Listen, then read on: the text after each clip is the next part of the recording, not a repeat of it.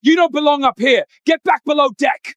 Nolan Pritchard steps directly into Jerome Caldwell's path, blocking the aisle on the upper passenger deck of the Edmonds to Kingston Ferry. 7:20 in the morning, 11 minutes from shore. Jerome stops. I'm doing a scheduled inspection. I'll be out of your way.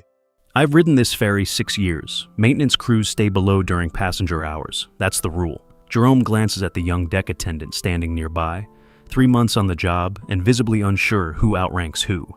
Son, you don't need to get involved. Nolan turns to the attendant anyway.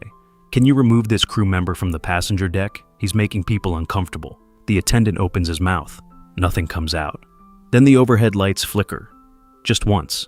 Jerome's head turns toward the ventilation grate near the stairwell, and he goes very still. The low vibration from the engine deck has shifted pitch. Anyone else in the cabin would have missed it entirely. Footsteps on the metal stairs. Captain Sandra Merritt steps onto the passenger deck with the particular calm of someone who has already read a situation before entering it. She caught the pressure warning light on the bridge panel 30 seconds ago. What's the holdup, Jerome? Nolan straightens. Captain, I was asking this crew member to return to the maintenance level. This is Jerome Caldwell, Chief Marine Engineer on this line since 2005. He has full authority on every deck of this vessel. She turns. Jerome, what are you hearing?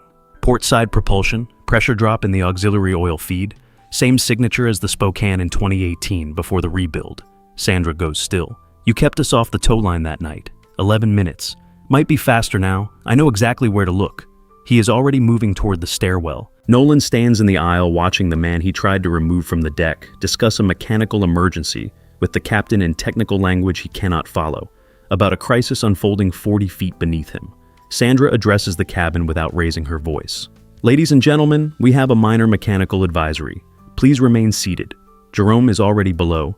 14 minutes later, the ferry docks at Kingston under its own power. No Coast Guard assist requested. Nolan receives a formal incident report for obstructing crew during an emergency advisory, a notation that can trigger permanent suspension of his ferry pass. The attendant he pressured is cleared of any wrongdoing. Within 3 weeks, Washington State Ferries mandates visible rank insignia for all engineering staff during active deck inspections. Jerome is appointed to the working group that drafts the new standard. If Jerome had been wearing his rank insignia that morning, none of this happens.